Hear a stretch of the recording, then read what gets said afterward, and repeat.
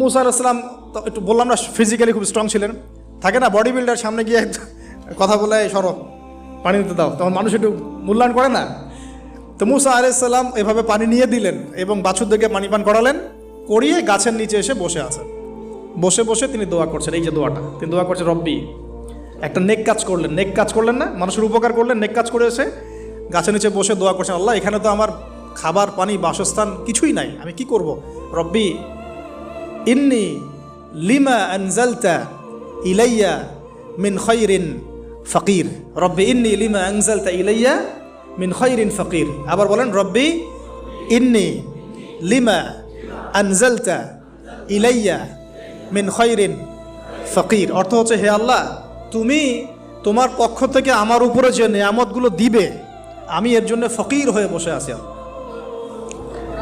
অর্থ বুঝে পড়বেন ভাই, নামাজ রোজা